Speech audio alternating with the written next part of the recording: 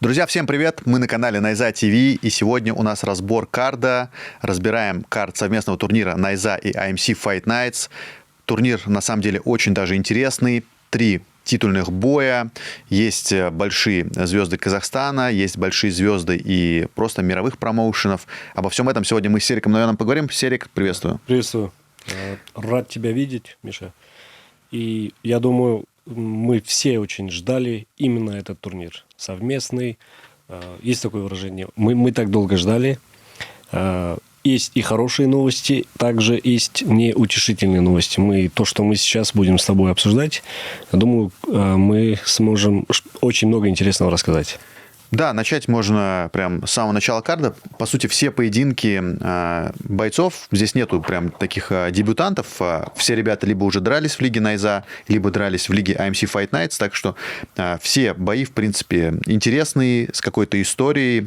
И бойцы, которые здесь выступают, если вы следили за лигой Найза, либо за лигой AMC Fight Nights, вам должны быть в какой-то мере известными. Первый бой – это Адам Эльфаран против Глаза Магомбаева. Адам дрался на турнире Найза и хорошо себя там показал. Парень из Германии, по-моему, он этнический чеченец, если я не ошибаюсь. При этом представляет Германию и, в принципе, довольно агрессивно дерется. У него классный образ, готов там толкаться на дуэлях, взглядах, пресс-конференциях. И, вот, насколько я знаю, парень молодой. Да, еще. Тоже молодой, по-моему, 24 ему года. Да. Глаз Магомбаев – это представитель Узбекистана. Он тоже там не такой молодой, но при этом понимает, что это большой шанс на совместном турнире. И думаю, что, скорее всего, ребята что-то интересное покажут. Давай двигаться дальше по карду. Это Гамид Хизриев против Мураджи, по-моему, Юсупова. Гамид Хизриев, на самом деле, это имя, за которым я тоже посоветую всем нашим зрителям следить. Это младший брат Тимура Хизриева, участника Гран-при PFL, непобежденного бойца из России. Тимур – это один из самых сильнейших сейчас вообще бойцов ММА, который выступает в полулегком весе. Он побеждал Биберта Туменова, за ним там охотилась долго ACA, чтобы его подписать. Он побеждал огромное количество там боев в ACA Young Eagles, потом в Беллаторе побеждал, уже к титулу близко встал, но вот Беллатор в итоге там на фоне закрытия подписал его в PFL. И вот сейчас в PFL он пытается попасть в Гран-при, где $1 миллион. И вот он мне рассказывал про своего брата Гамида Хизриева, что единственный человек, который его может напрячь в борьбе там, и вообще в ММА, это младший брат. У младшего брата какие мы можем отметить заслуги в любителях? Есть ли какие-то достижения? Там, я думаю, что так как он с Дагестана, у него по-любому какой-то разряд по вольной борьбе уже есть. Это 100%, да. Вот. Но что интересно, ему там всего 19, по-моему, или 20 лет, и его Тимур хвалит. Понятное дело, что, может быть, брата как бы хвалит, но Тимур такой человек, как я знаю, он лишний раз там кому-то не будет какие-то делать поклоны, скажем так. Значит, вот гены, кровь. Да, работает. Вот мне очень интересно посмотреть на Гамида Хизриева, потому что Юсупов сильный соперник из Казахстана, тоже молодой, тоже мотивированный, легкая весовая категория. Вот. Причем я как понимаю, что Хизриев там тоже неплохо довольно гоняет вес. Что-то должно быть интересное. Ты что-то про Юсупова знаешь? Если честно, абсолютно мало информации. Я, к сожалению, о нем абсолютно ничего не знаю. Поэтому здесь только могу сказать, что интересен один факт, что оба бойца имеют сухой рекорд. Это они оба идут без поражения. Значит, оба голодные, оба заряженные. И насколько ты похвалил Хизриева, я так думаю, что перед местной публикой наш парень тоже будет достаточно мотивированным. Я просто, да, не так много знаю про Юсупова, кроме там того, что у него сухой рекорд 2-0, то, что тоже молодой. Вот скоро нам тоже побольше информации немножко насыпет наш матчмейкер Жандарбек. Обещал к сегодняшнему дню, но вот что есть, то есть. Поэтому просто про Хизриева мне его брат рассказывал совсем недавно. И я прям эту информацию себе отложил. Он сказал, что обязательно следите на турнире совместном Найза и Fight Nights. Он будет выступать и говорит, что прям очень большое у парня будущее. Вот, так что, если Юсупов в этом бою действительно победит, то можно сказать, что он прям очень сильный фраг забрал себе. Да. Но также Юсупов и Хизриев, я думаю, что каждый тот, кто победит, здесь уже заработает на себе репутацию такого. Есть такое понятие, как проспект в будущем. Нужны хорошие шансы для обеих. Да, 100%. Интересный бой, и здорово, что даже вот на большом турнире нашлось место для ребят, которые там только начинают свою карьеру, вот, но при этом имеют очень большой потенциал. Следующий бой – это Багашар Карласов против Эмомали Хайбатова. Багашар, он уже выступал на турнире Найза, плюс он выступал уже на турнирах AMC Fight Nights. На Найзе он побеждал, точно я помню, у него был там быстрый нокаут. Да, в первом или во втором раунде. Там, по-моему, за несколько секунд вообще, да, там было. А вот на Fight Nights у него как раз поражение. Угу. Так что вот интересный парень в том, что успел и на Fight Nights подраться, и на Найзе подраться. И вот сейчас ему дают еще одну возможность на совместном турнире. То есть... Здесь у него хорошие шансы также и... в Лиге Fight Nights себя показать. Если он здесь одержит уверенную хорошую победу, то открывается, так сказать, дорога. Ну, и также в Лиге Найза, что он может дальше продолжать и там выступать. Что... Вообще, на самом деле, для бойцов такая супер вин-вин ситуация, что ты на совместном турнире дерешься, и, в принципе, на тебя смотрит и Камил Гаджиев, и Нурбек Карбала, и если ты... Две путевки, да, готовые. Да, и две путевки, потом они еще будут между собой за тебя драться. Если ты класс себя там покажешь, за гонораром будут перебивать. Так что, ребята-бойцы, если кто-то нас сегодня смотрит, помните, что нужно ярко выступать на совместном турнире, чтобы свои акции повысить в несколько раз. Ну, и боец из Таджикистана, получается, он непобежденный. Мало информации, конечно, о нем. Да, мало информации, но непобежденный, рекорд 2-0. В принципе, точно у него есть там большая фан-база, потому что сейчас мы видим, как за ребятами из Таджикистана топят, как за ними следят. Поэтому, я думаю, тоже у него есть большое будущее, если завтра одержит победу, так что нужно будет постараться. Но Багашар действительно хорошо бьет, так что Хайбатову будет непросто. Двигаемся по карду дальше. Гамлет Асланов против Тахира Токарева. Гамлет, я думаю, что знают все, кто следит за Лигой Найза. Да, Гамлет. Гамлет, правильно? Да. Но все ребята, все фанаты, которые следят за Лигой Найза, я думаю, знают, что он до этого в интервью рассказывал, как его отцу понравилось вот это имя Гамлет. И он как-то назвал сына Гамлетом. И, может быть, даже мечтал и подумал, что сын выберет какой-то творческий путь. Но творчество проявилось в другой отрасли, и он себя очень круто показывает. Ну, он же между двумя вариантами, я так понимаю, выбирал. Он хотел либо Ван Даммом сына назвать, либо Гамлетом. Вот в итоге выбрал Гамлета, но его все при этом называют Ван Даммом. Да, Ван Дамм. Поэтому... Нет, Ван Дамм, конечно, немножко звучало бы интересно, но Гамлет, я думаю... тоже, мне кажется, очень интересно звучит. Все-таки Гамлет более свойственно, чем Ван Дамм. Ван Дамм, конечно, для иностранцев может быть, но для нас в Казахстане человек с именем Ван Дамм, я думаю, он был центром притяжения там или центром многих моментов. Я думаю, что и с именем Гамлет то же самое. Я просто ни одного не знаю человека, кроме Гамлета, которого зовут Гамлет. И также не знаю ни одного человека, которого зовут Ван Дамм. Вот. У Жан-Клода это фамилия все-таки, поэтому в любом случае папа веселый у Гамлета, что решил... С юмором человек. Да, сделать. Вот. И в итоге действительно, он при этом не только именем выделяется там своей борцовской техникой. Абсолютно.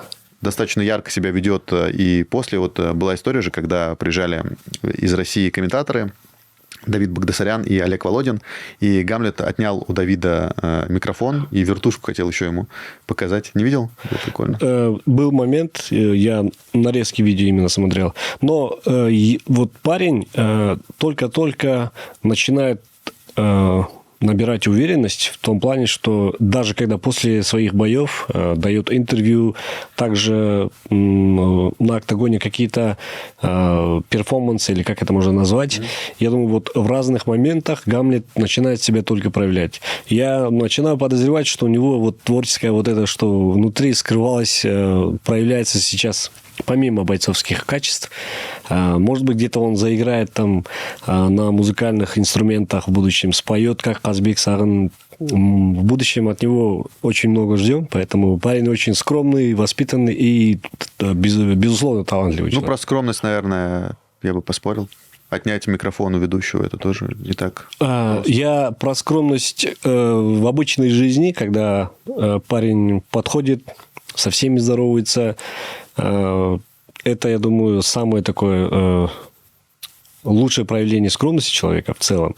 А то, что на октагоне, это уже адреналин, это эмоции, кровь кипит. И парень понимает, что у него там 30-40 секунд чем-то запомнится, помимо победы. И поэтому это... Или вы осуждаете его выходку? Нет, я, наоборот, его похвалил за эту выходку. Да. Просто говорю, что скромным, мне кажется, его сложно назвать. Наоборот, яркий парень. Кстати, если хотите побольше узнать про Гамлета, то смотрите наш выпуск с Фанилем Рафиковым. Мы на подкасте ПХЗ записывали «Гамлет». Получилось весело. Кто не смотрел, обязательно. По его сопернику тоже стоит сказать, что Гамлет – это такой ярко выраженный борец, он хорошо переводит, в принципе, он сейчас и бьет тоже неплохо, но все равно у него такая прям направленность, это вольная борьба, переводы, такой прям ученик Эдуарда Базарова, который прям знает, что нужно делать в стойке, знает, как контролировать. А вот Тахир Токарев, я тоже смотрел его пару боев, он дрался на MC Fight Nights, плюс он дрался в лиге Open FC, там, по-моему, он проиграл. Тахир хорошо действует в партере, он партеровик, он закидывает хорошо там и треугольники, и, в принципе, умеет там выходить на руку тоже. Поэтому здесь для Гамлета будет такое тоже испытание, что... Для Гамлета, прошу прощения, будет испытание, что не попасться. Контроль – это хорошо, и вот посмотрим, как он все-таки будет противостоять хорошему джитсеру. Так что интересное противостояние такого ГНПшника против джитсера. Следующий бой – Данияр Кайшибек против Мухаммада Сипахванда. Как так звучит? Данияр Кайшибек и Мухаммад Сипахванд. Ну, да, Сипахванд. Это у нас иранец. Я тоже пытался. Да. Иранцев становится много, им все больше и больше. Ну, вот хочется увидеть каких-то прям таких все-таки сильных иранцев, потому что я пока, вот если так вспоминать, не знаю, Амир Али Акбари, вот довольно сильный иранец, но тоже при этом нельзя назвать его каким-то супер топом. А так, хоть действительно в Иране сейчас становится интересным ММА, там очень много ребят, которые обладают базой вольной борьбы, потому что в Иране вообще сильная школа вольной. Но именно прям бойцов ММА пока сильных я особо оттуда не видел. Вот. Но, может быть, это как раз Мухаммад окажется. А Данияра, я тоже думаю, все знают, кто следит за лигой Найза, там следит за лигой Eagle FC. Последний бой Данияра очень был такой драматичный. Да. Вот, и крутой. Данияр всегда там идет тоже за каким-то шоу. Он хочет у него есть титульные амбиции. Хочет тоже побороться за титул в лиге Найза. Так что, думаю, для него это просто будет такая очередная, наверное, уверенная победа. Вот я жду какой-то красоты в этом бою, потому что в прошлом он показал, в принципе, драму. Вот здесь драмы меньше жду. Жду от него уверенную победу. И, наверное, от него какое-то заявление после боя о том, что он хочет драться уже с топами, либо за титул.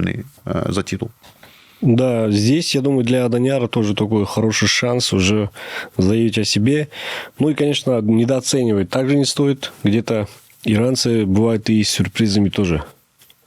Ну, тут уже по рекорду Мухаммада не скажешь, конечно, но все-таки Данияр Кайшибек явно здесь фаворит. Да, прям тоже уверенно с тобой соглашусь. Следующий бой – это, я так понимаю, ингушский Халк. Зовут его Бабули, фамилия Цалоев, против еще одного представителя Ирана, Амира Талуки. Бабули, я думаю, что все фанаты ММА, кто прям следит за ММА, точно видели, потому что этот парень, он очень фактурный, супер накачанный, вольный борец, который, или, по-моему, греко-римский, вот точно не помню, вроде вольный, который красится полностью в зеленый цвет на взвешиваниях, выходит в образе Халка. Выглядит это очень интересно. Вот, поэтому в этом бою прям будет очень много борьбы. И как раз посмотрим, чья школа вольной борьбы лучше, потому что Бабули, он пока еще только делал свои первые шаги в ММА. Ему было тяжело в дебюте на Fight Nights, но при этом он, видно, очень хорошо борется, в остальном пока не очень. И вот как раз против него иранец, который тоже вольный борец. И вот всем любителям борьбы и всем любителям комиксов Marvel, потому что все-таки Бабули – это Халк, стоит на этот бой пристальное внимание обратить. И здесь помимо оценки, помимо прогноза, я хотел бы добавить один момент, что сейчас начинаю замечать, что бойцам молодым, особенно бойцам ММА, немножко не хватает креатива в плане продажи себя и игры перед публикой, на публику. Обычно, да, мы видим, что наши пацаны, ребята молодые, выходят там в национальных костюмах, где-то там разные головные уборы, но немножко современного, что-то легко продаваемого и легко узнаваемое, что-то вот какой-то бренд, либо свой продвигать, и меньше действий, потому что не все могут быть такими шоуменами, как тот же вот Цалоев, да? Или правильно называется? Цалоев. Я с тобой полностью согласен, кстати, и вот действительно, у него был не яркий бой на Fight Nights, вот, который я смотрел, но я этот бой ждал, то есть я не знал, что будет в бою, но я этот бой ждал просто, когда я его увидел, потому что пацан реально фактурный, он еще кучерявый, у него там огромная куча мышц, он выкрасился в зеленый цвет. Если бы он еще зеленым бы выходил бы драться, это вообще мне кажется. Он понимает, что его запоминают сразу. Mm-hmm. Очень важный момент. И пусть тоже. Даже, знаешь, пусть кто-то смеется, предположим, но мне кажется, для бойцов это не важно. То есть я, например, не смеялся, я просто такой думаю, надо посмотреть. Даже если кто-то посмеялся, да, сказал, типа, что это такое, что там за маскарад, он все равно это посмотрит так же. Но в любом случае парень молодец, ему большой респект, что есть действительно какой-то уже образ, есть никнейм. И если ты там не умеешь ярко драться, то ты спокойно можешь компенсировать это образом своим. Вот у бабули это получается. Да, здесь также мы сегодня будем, здесь в кадре у нас существует там, боец Руслан Акимджанов. И я просто вспомнил молодого дерзкого бойца Акула. Также, да, вот сразу запоминается парень молодой. Ты можешь не знать его имя, но ты сразу запомнишь его образ и также его псевдоним. Вот таких бойцов нам немножко не хватает. При этом тоже, что обидно, как раз Акула в последних боях, он без образа уже выходит. Такой, говорит, тоже это какая-то детская история. Может, стал более серьезным. Ну вот да, и мне кажется, что это не на него сыграло на самом деле. Что... Так что Акула, надо возвращаться к истокам. Задумайся. Да. Следующий бой – это главный бой прелимов Нургали Нургайполы против Али Батрудинова. Нургали – это боец, который запомнился всем боем с Олжасом Абзалиевым, который этот бой признали лучшим боем года 2023-го. Против него молодой дебютант, который тренируется под началом Эдуарда Базрова, Али Батрудинов. Говорят, очень сильный борец. Поэтому и Нургали тоже, Нургайпул тоже боец вольного стиля. Он вместе тренировался с бойцом, который сейчас стал чемпионом мира из Казахстана, первый чемпион мира из Казахстана. Ризабек Айтмуханов, да, чемпион мира. Они тренировались вместе с Нургали Нургайпулы. Вот у Нургали сильная борьба, у Батрудинова тоже сильная борьба. И опять же, вот если там про иранца мы знаем пока только потому, что он из Ирана, просто представитель, да, и у него там рекорд неплохой, то за этих ребят прям говорят их там тиммейты, мои знакомые люди, что какая-то будет супер крутая схватка по борьбе, вольной борьбе с применением еще кулаков, ног, коленей и локтей. Так что вот мне кажется, что Нургали выдал недавно вот бой года, и не удивлюсь, что сейчас тоже вот этот поединок номинант на такое противостояние года. Плюс бой будет происходить в среднем весе, то есть Нургали нужно будет скинуть еще побольше. До этого он дрался в полутяжелом весе. Интересный бой, хоть в нем и дебютант, единственный, кстати, дебютант на этом турнире. Согласен. Насчет Батрудинова уже много интересных фактов ты сказал. Чуть добавлю насчет Нургайпула. Что мне нравится в нем, это его уверенное действие именно на октагоне, как он себя ведет, даже при том, что раунд может быть не за ним, но он умеет переламывать ход именно событий, как-то вытаскивать какие-то именно отрезки боя, когда вроде бы он уставший, вроде бы все силы остались, но вот эта база, вот этот запас у него, и парень очень такой уверенный, поэтому и сейчас, соответственно, он уже стал более опытным, более уверенным, и опять же идет к заветному титулу. Я думаю, недалек тот день, когда мы снова увидим Нургайпула уже в титульных боях, в больших боях. Ну, уже, да, в другом весе, потому что он решил все-таки перейти в средний вес из полутяжелого. А так, да, у парня действительно там большое бойцовское сердце, и за его боями наблюдать интересно. Следующий бой, мы пока точно не знаем соперника. потому что 2 бойца уже снялись с боя с Жасуланом Акимжаном. На самом деле было 2 очень интересных варианта. Один из них называть не буду, но прям суперконкурентный был бой. И история в этом бою была такая связана с историей мести. Акимжан должен был за своего тиммейта там отомстить, но в итоге не состоялся первый соперник. Второй соперник был из Афганистана, непобежденный, 9-0, но ему не дали визу. И вот сейчас в срочном порядке Акимжану ищут интересную какую-то замену. Вот. Ну и в любом случае Жасик, он всегда закатывает интересные бои, даже когда проигрывает. В принципе, этот бой, за которым тоже, я думаю, придет посмотреть много народу, и будет какая-то там драма, а может быть красивый нокаут. Просто, конечно, хотелось бы узнать поскорее соперника. И в ближайшие дни в социальных сетях Лиги Найза мы этого соперника узнаем. Так что, ребят, следите либо в Инстаграме, либо в Ютубе, либо даже в ТикТоке и точно на сайте Найза ТВ. Вы узнаете соперника Акимжана первым, если будете подписаны. Да. И здесь Жасулан Акимжан тот боец, который он стал неотъемлемой частью истории казахстанского ММА. Один из топовых, один из талантливых бойцов. И, конечно же, последнее его выступление в Астане в рамках турнира Найза, Джейсон Понеда, если не ошибаюсь, вот когда такой обидный проигрыш с его стороны. И даже в социальных сетях после этого боя он заявил, что где-то какая-то была недооценка соперника, где-то по подготовке какие-то новые моменты он добавил, и это, наоборот, повлиял на его физическое состояние.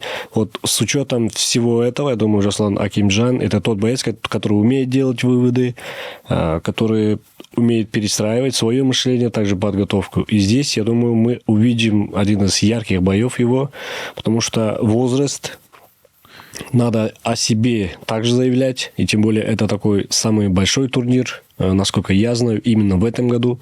Там, с учетом всех промоушенов в Казахстане, которые там с января месяца проводят турнир, я считаю, что это самый большой карт, самый крутой карт. На самом деле у Жасулана, я не соглашусь с тем, что он умеет делать выводы, у него вот есть такое, не знаю, свойство характера, что он любит расслабляться после побед. Угу. И вот, наверное, вот это ему нужно как-то вообще искоренить. Не знаю, сможет ли он. Просто я давно за ним слежу, и каждый раз, когда у него какой-то большой вызов, он потом побеждает, он, я так понимаю, что, не знаю... Во все тяжкие? Да, наверное, там, может быть, не прям во все тяжкие, но он точно расслабляется после этого. Знаешь, вот говорят, ловит звезду. Вот мне кажется, это самое подходящее к нему определение. Ловит звезду, потом случается какое-то поражение, он опять возвращается на тренировки, забывает про все, очень там, рьяно тренируется, возвращается сильнее, чем был, побеждает, потом опять бам, какая-то звезда, потом проигрыш. И вот у него всю карьеру, на самом деле, вот так происходит. Я думаю, что если бы немножко бы он более серьезно относился бы к своим боям, то, учитывая его там и данные какие-то, учитывая его креативность в бою, потому что он очень нестандартный боец, нестандартно бьет, физически сильный, в принципе, и борется хорошо, он бы очень многого достиг. Он еще не такой старый, то есть у него все впереди, но надо немножко вот ему, мне кажется, поменять отношение вот к своей как-то жизни, что ли, к своим тренировкам, потому что расслабляться на таком уровне нельзя вообще, вот какого бы тебе соперника не давали. Ну, здесь я, конечно, ты здесь более эксперт, чем я, и как бы ты следишь, тем более, за многими бойцами. Просто я с Жасуланом были моменты, что мы пересекались, общались, и с ребятами, которые его окружают, ну, когда вот с ними общаешься насчет Жасулана, узнаешь очень много интересного. Парень в том плане, что не знаю, насколько по дисциплине у него что-то хромает, но вот что касается духа, что касается уверенности в себе, именно вот талант, вообще вот этот аппетит, жажда к победе у него это прям не отнять.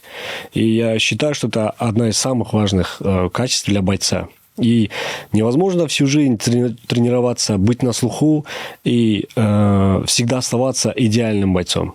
И здесь мы только можем из 100 бойцов назвать человек 10, которые вот, как Хабиб Нурмагомедов, допустим, да, который от начала до конца никогда по дисциплине там, только бой там с Макгрегором, где он там перепрыгнул через октагон, да, все. Но это также зависит от уровня же мышления, от уровня бойца. Но Жаслан один из тех бойцов, который вот он сделал историю. Даже лет через 10-15 мы о нем, я уверен, что мы о нем будем говорить. О его боях, не о его проигрышах, а о его ярких возвращениях. Может быть, он тот боец, который создан для этого, чтобы создавать драму какую-то. Ну, тем он и интереснее, я думаю.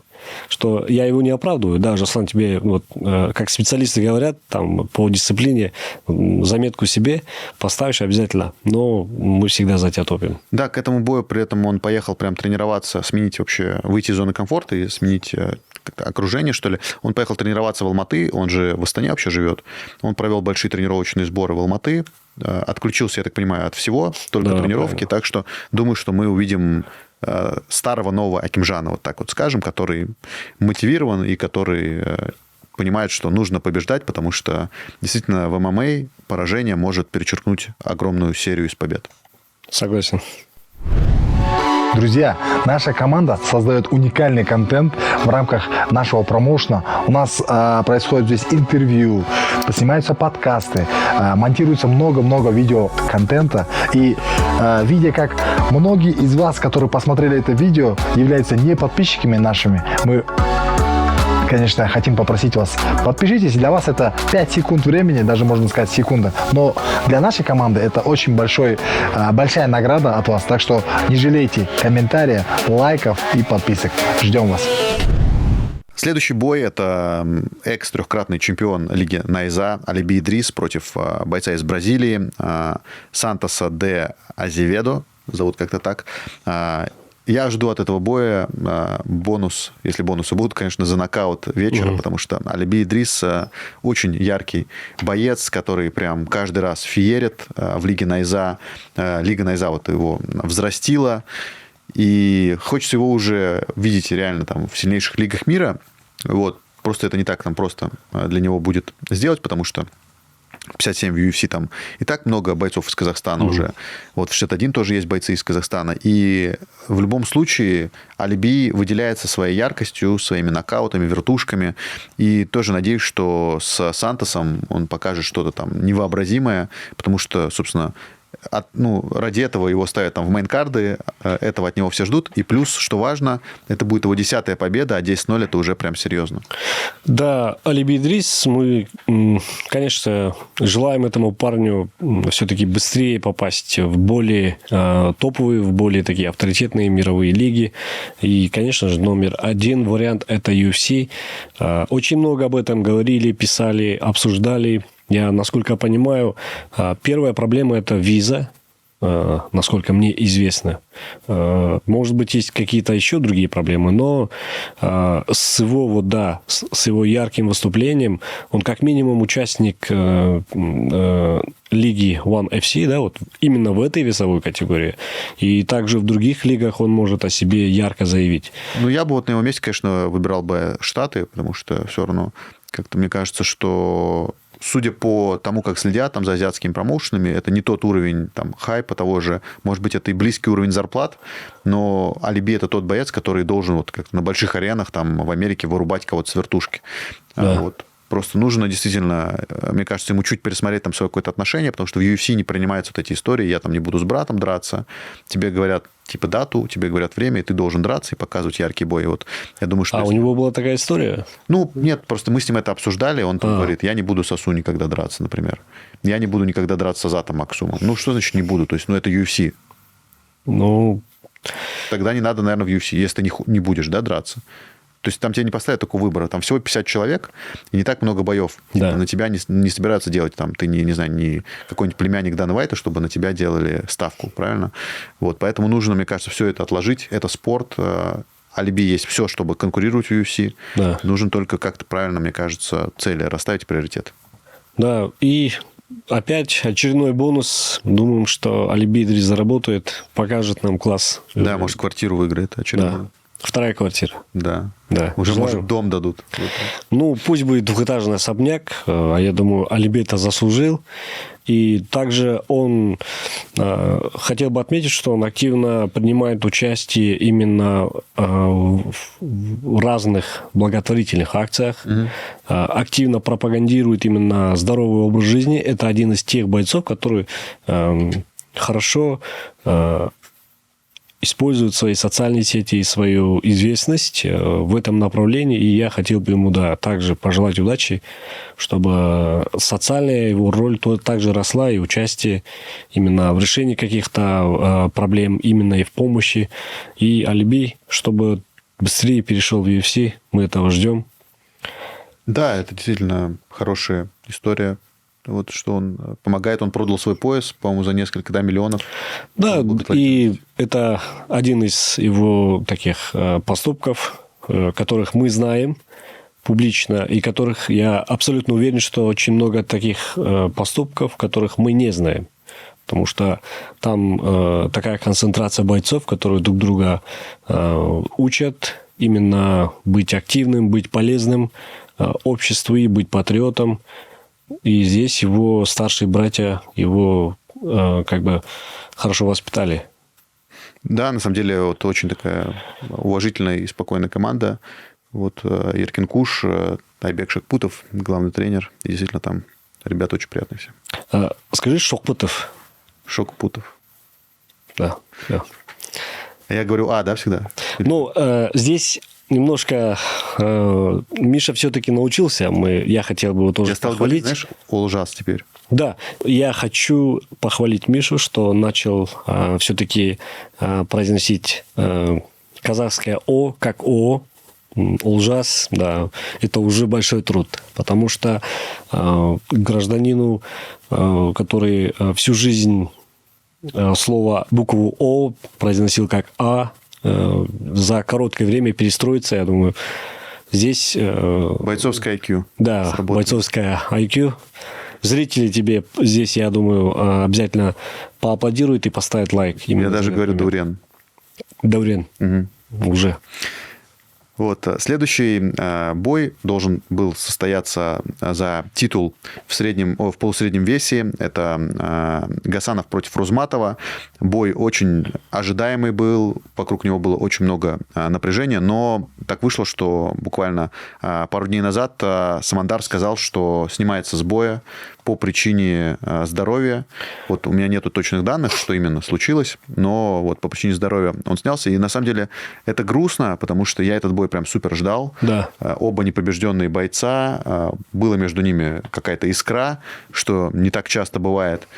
И вот мне казалось тоже какой-то потенциальный такой бой года, не знаю, вот, по тому, что вокруг точно. Понятное дело, что там оба больше любят борьбу, но мне казалось, что что-то очень яркое из этого должно выйти. Сейчас ищут тоже замену Гасанову. Не знаю по поводу статусности боя, должен быть он за пояс, потому что Гасанов это чемпион и должен защищаться. Но очень надеюсь, что в ближайшее время, во-первых, Самандар свое здоровье подлечит, и мы все-таки увидим этот бой, потому что для меня это было прям такое ожидание. Знаешь, Миша, я вот хочу добавить, что у нас в последнее время мы начинаем, я замечаю, что наши бойцы в очень важных боях, в ответственных боях проявляют... я бы сказал, непрофессионализм, наверное. Я хотел бы это адресовать Самандару Рузматову, потому что буквально недели 2 назад в рамках одного из турниров я видел его брата. Мы тогда с ним пообщались, и я специально спросил, как его подготовка, все ли хорошо. И услышал, что Самандар заряжен, настроен, и что мы увидим этот прямо красивый, конкурентный, зрелищный бой. Я насчет этого никогда не сомневался, что Самандар покажет свой уровень, потому что его харизма, уверенность в себе, и так как он там, допустим, тот же Намик Нефталиев, вот в моем понимании сломался после его тяжелых ударов, Намик Нефталиев, тот боец, который непобежденный был, в любителях ярко выступал, против Самандара он ничего не смог противопоставить, потому что Самандар его ментально сломал, раздавил именно в этом бою. И теперь именно Гасанов, я думаю, как-то ментально подавил где-то здесь. И я хотел бы... Я не знаю, какая травма, но это очень обидно. Когда мы этот бой так долго ждали, когда этот бой мы так много обсуждали. И я хочу призвать всех бойцов, которые именно бьются. Да, мы понимаем, что вы упорно тренируетесь, упорно работаете, но здесь... Учтите один момент, что за октагоном сотни людей также упорно тренируются, работают именно все ради вас, для того, чтобы вам создать все условия. И также люди приходят, покупают билеты, кто-то прилетает из разных городов. Я понимаю, что могут быть травмы, но хотелось бы, чтобы их было меньше. И я думаю, Самандар услышит меня в будущем. И в ближайшем будущем мы, может быть, увидим этот бой. Не хочу говорить, что он побоялся. Но здесь у меня немножко есть сомнения насчет его каких-то травм, потому что это же такой бой, допустим, мы же ждали там бой Багдад Жубануш, Казбек Сагын, да? Такой был бой обсуждаемый, и после боя мы столько его обсуждаем. Здесь точно такой же был бой. Угу. Чемпионский, титульный, важный бой. Да, я с тобой полностью согласен. 2 непобежденных бойца, плюс реально, вот опять же, повторюсь. И Гасанову благодарность, что он прямо подошел к этому бою очень ответственно. И сейчас уверенно, ждет. Даже Гасанов – это тот боец, который там в первом раунде всех вырубает, либо там, досрочно всех побеждает. У него там 9 побед у него, да. 9 побед, да, все, насколько я знаю, в первом раунде. Одно решение было, как раз он в октябре дрался. Да, где-то могу ошибиться, но вот прям буквально все бои досрочные в первом раунде. Поэтому... Гасанов, желаем тебе удачи, именно с кем бы ты там ни дрался. Я хочу увидеть этот яркий бой, конкурентный бой. Да, и мне кажется, что надо действительно как-то... Не то чтобы серьезнее, понятное дело, мы не знаем там причину травмы какой-то, да, возможно, что-то там серьезно случилось.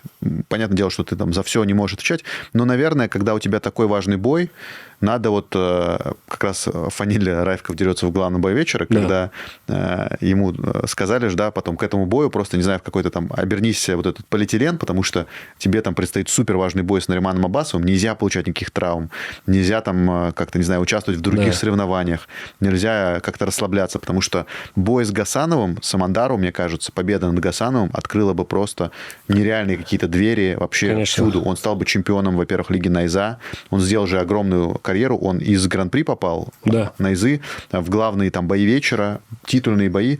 И мне, конечно, вот тоже чуть обидно, потому что если бы не эта бы ошибка, то у Самандара бы прям все было бы очень хорошо в случае победы. И тем более Самандара окружают очень опытные, очень авторитетные люди, которые с учетом Диаса Кабдулова, да, там Тувитуп Тим, там такая команда, мощная команда.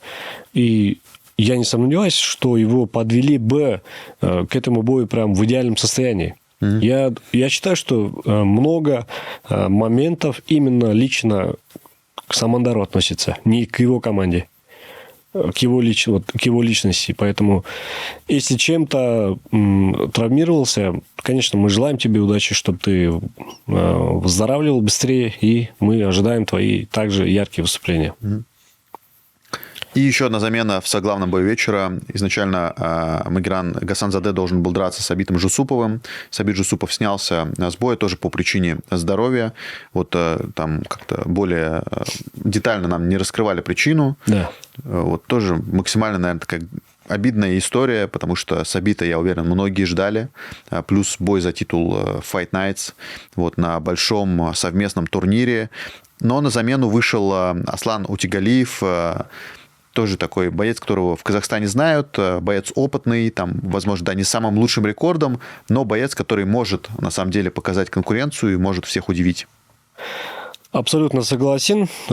Здесь Аслан Утбегалиев, ну, мы его видели несколько выступлений в рамках разных промоушенов Казахстана. Если даже где-то у него были поражения, но это очень в конкурентных боях он проигрывал. Также он закатывает такие яркие бои. Абсолютно неординарный, непредсказуемый боец, я бы сказал, с характером парень. Там около 20 боев, да, у него. И я ожидаю, что это будет такое интересное противостояние против Гасанзаде.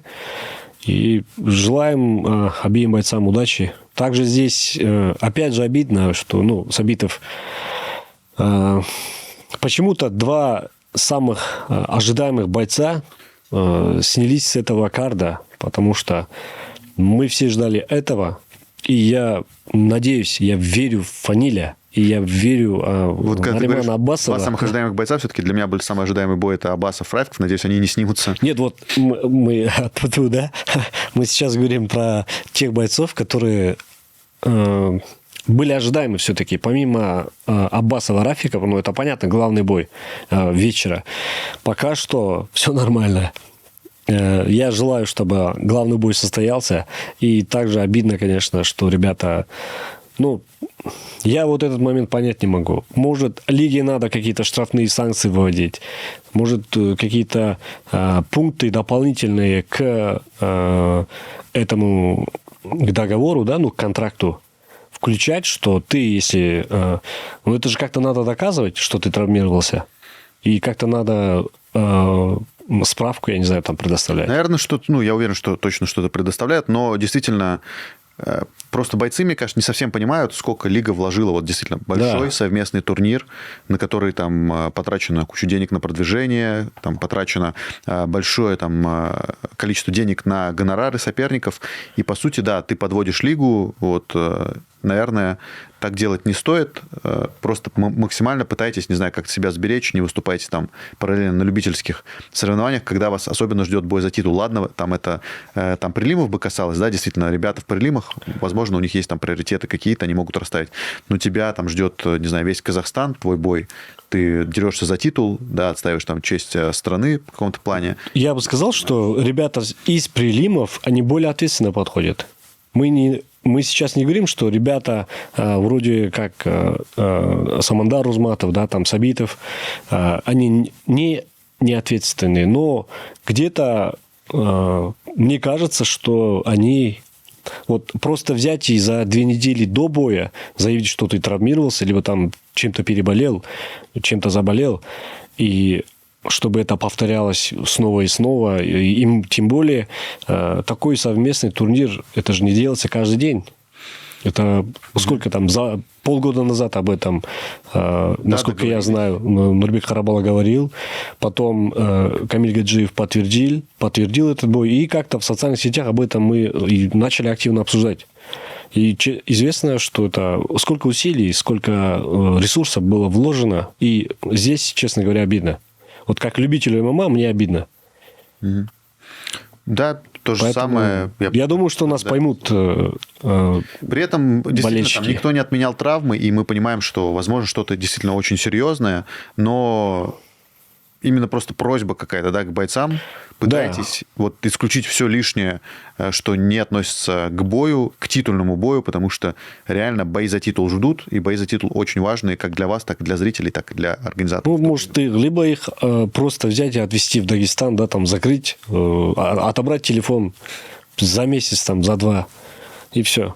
Чтобы ребята были сфокусированы, чтобы ребята просто за ним команда ходила и оберегала его там, что есть, что пьет, чтобы там по горам не лазил. Вообще, это хорошая, да, какая-то история, действительно, может быть, в контракт ввести, что там действительно там вот именно за 2 месяца до боя ты там обязуешься действительно там, не знаю, в какие-то не ходить злачные места, не выступать нигде на других там соревнованиях, не знаю.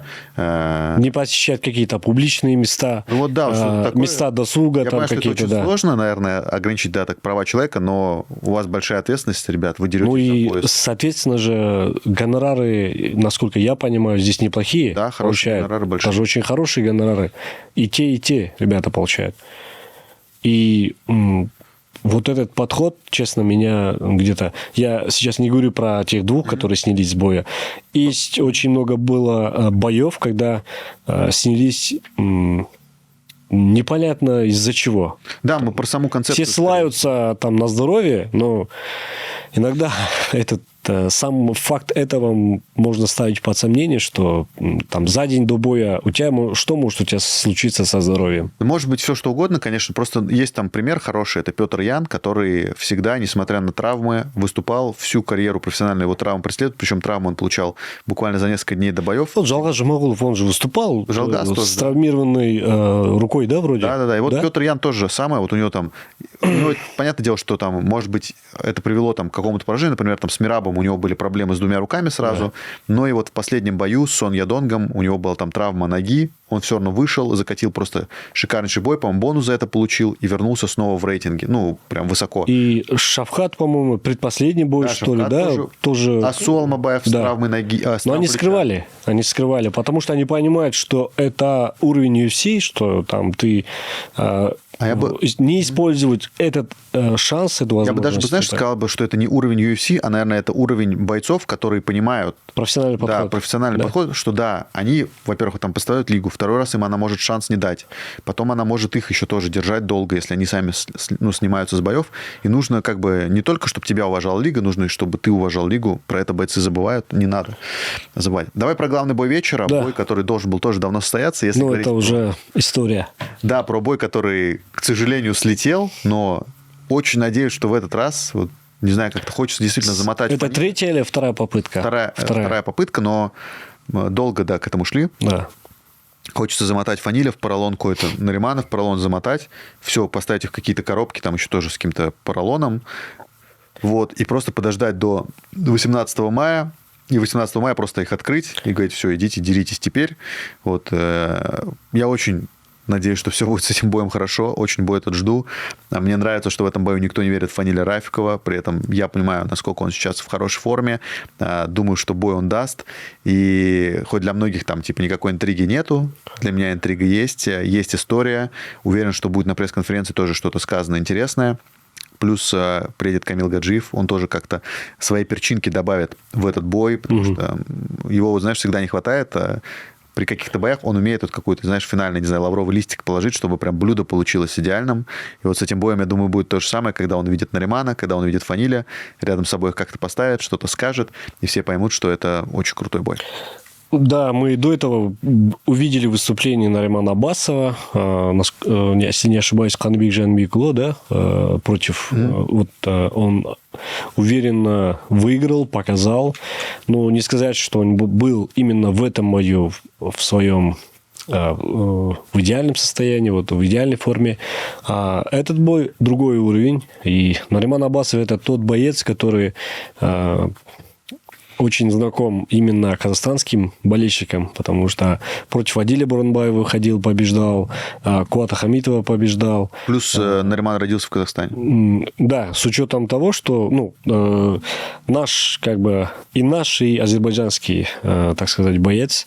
Но и здесь у Фаниля Рафикова большая ответственность как-то внести изменения, взять, можно сказать, реванш за тех бойцов, которые победил Нариман Аббасов. Ну, это такая фанатская такая мысль. Да, плюс только, знаешь, сказано было на пресс-конференции, что действительно напряжение очень сильно растет, и я понимаю, что на Фаниле там тоже психологическая нагрузка, вот что прям проигрывать ему как бы совсем нельзя, потому что для Фаниля это самый важный бой в жизни. При этом и Нариман, который в последнем бою в Райзене тоже проиграл, хотя если бы он бы в Райзене бы победил Али Абдулхаликова, у него бы открылись прям очень важные двери, потому что Али потом подписали сразу же в Гран-при ASA, вот, и в принципе там по рейтингу очень сильно поднялся.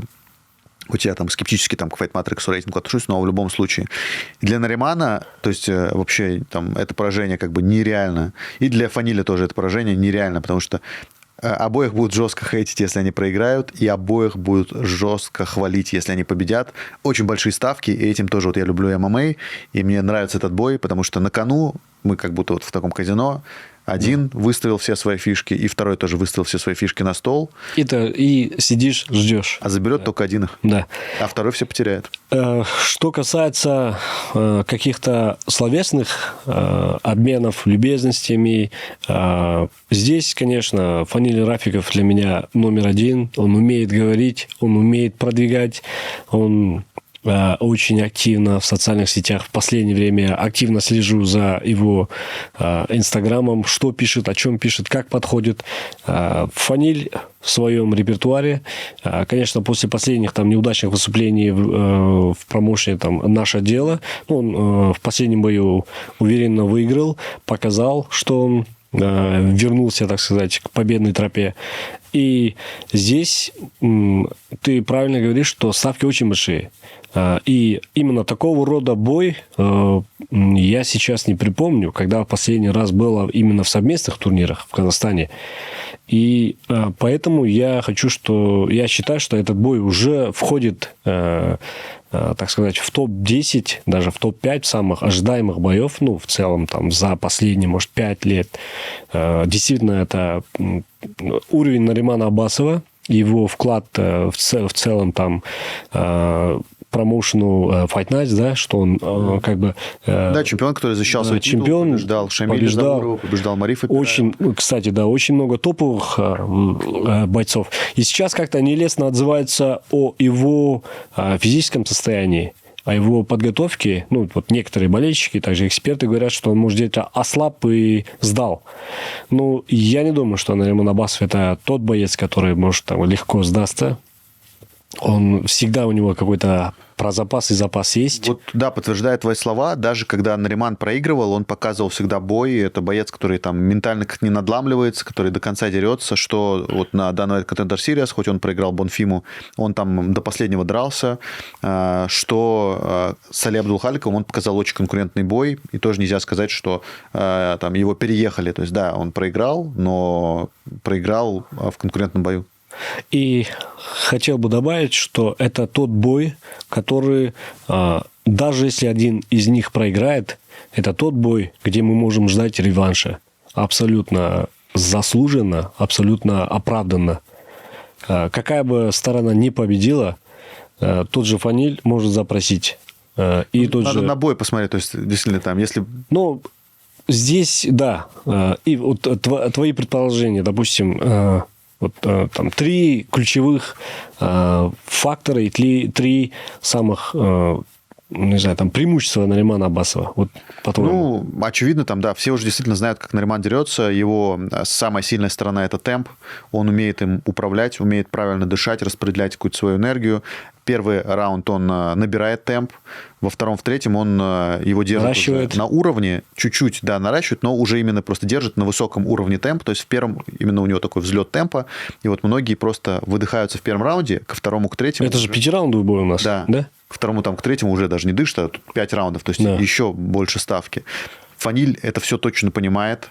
Говорят, что Фаниль дышит хорошо, но при том, что там Нариман набирает темп, он еще и бьет сильно, у него тяжелые удары, и в борьбе тоже он умеет, в принципе, показывать интересные вещи, плюс он неплохо от борьбы защищается, у него такой низкий центр тяжести, он сам такой грузный парень, он не суперфактурный там, это не боец с кубиками, но боец, который крепко достаточно стоит на ногах. Да, и 3, ну, наверное, один из интересных аспектов, что касается в арсенале Фаниля Рафикова, это его чувство, может быть, момента, когда он умеет подлавливать именно в контратаках в каких-то моментах.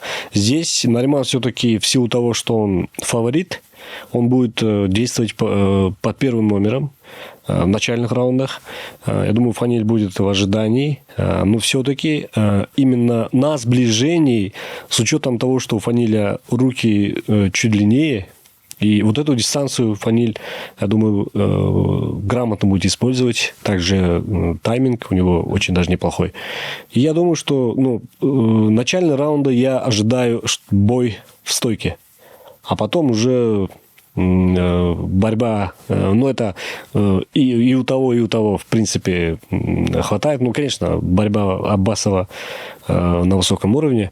Поэтому здесь ожидаю такой яркий, хороший бой. И желаем, ну, пусть победит сильнейший, так сказать. Ну, в любом случае так и будет. Вот, я, правда, не очень верю, что бой все 5 раундов продлится. Почему-то, не знаю, у меня в голове вот нету 5 раундов. И в поздних раундах вот Фанилю, я думаю, немножко будет сложно. Но для меня будет показательно, как пройдет первый. Сможет ли Фаниль выдержать темп? Сможет ли он, может быть, даже задать свой, я не знаю, возможно, у него такой там какой-то план на бой, да. А вот мне очень будет интересен первый раунд, и я думаю, что первый раунд нарисует картину всего боя. Не думаю, что там будет что-то вот такое, что, например, в первом раунде чего не было, то потом будет в других. То есть я не верю здесь в лаки панч в какой-то, там, в лаки сабмишн. Я верю в то, что первый раунд покажет нам, готовы ли вот ребята там действительно к 5 раундам, готовы ли к высокому темпу. И я не думаю, тоже оба это понимают. Да. Поэтому ожидаем очень яркий, конкурентный, непредсказуемый, остросюжетный бой. Главный бой – это тот самый бой, которого мы так долго ждали. И просто подписывайтесь, покупайте подписку, покупайте билеты, пока еще возможность есть. Я, насколько подозреваю, билетов мало осталось. Да, билетов с каждым днем становится все меньше. 18 мая, 18:00, Алматы-арена. В главном бою вечера Фаниль Рафиков и Нариман Аббасов. О остальных боях мы вам рассказали чуть раньше. Карт будет очень крутой. Прилетает Камил Гаджиев, который тоже определенно сделает какую-то большую часть шоу. Кроме этого будет развлекательная программа. Я знаю, что Фаниль выйдет в сопровождении известного рэпера. Об этом, наверное, чуть позже уже сам Фаниль расскажет. Да. Вот. Но кроме боев там вообще будет прям интересно. Это совместный турнир.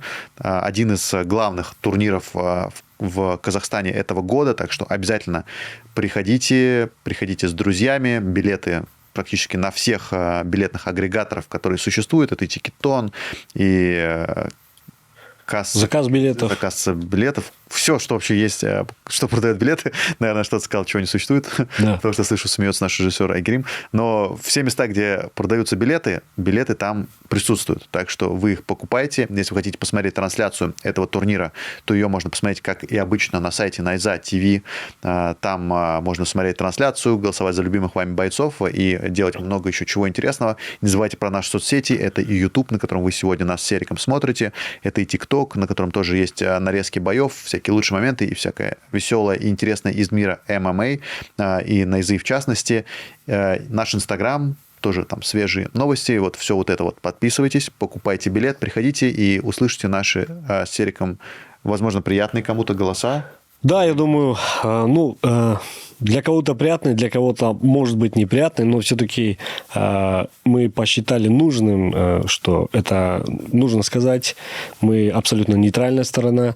Мы никого, вот именно в этой ситуации мы никого не поддерживаем. Мы, получается, из этой позиции мы должны были высказаться. Мы поддержим зрителей.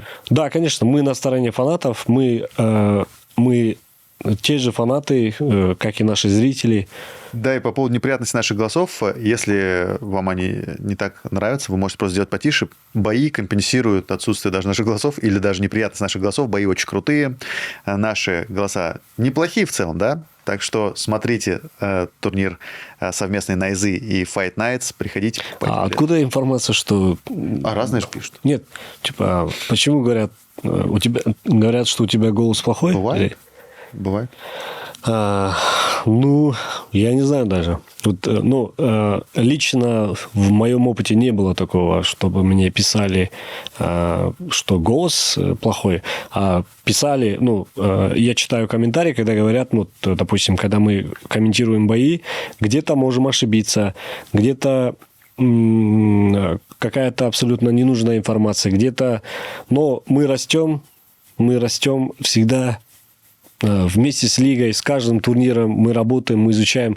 Это не... Я думаю, что Миша тоже здесь эксперт. Я так считаю, что один из топовых экспертов именно в СНГ. Может быть, он не родился комментатором, но это тот человек, который умеет анализировать бои. Это очень важно в работе, именно в работе комментатора.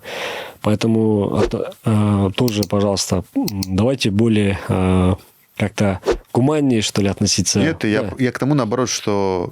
Тебя же это мотивирует. Нет, вообще все равно. Я к тому, что бои компенсируют. Что бы мы ни говорили, даже без нас бои будут классные. Нет, само собой, да. Но тоже интонация, голос комментатора и его настоящие эмоции, это, как ты сказал, какой-то лавровый лист, да? Или что? Да. Вот, да, поэтому блюдо стало это совсем. украшение эфира, поэтому, пожалуйста, поставьте лайк там и давайте писать друг о друге более теплые отзывы, потому что это тоже очень приятно, это тоже помогает нам расти.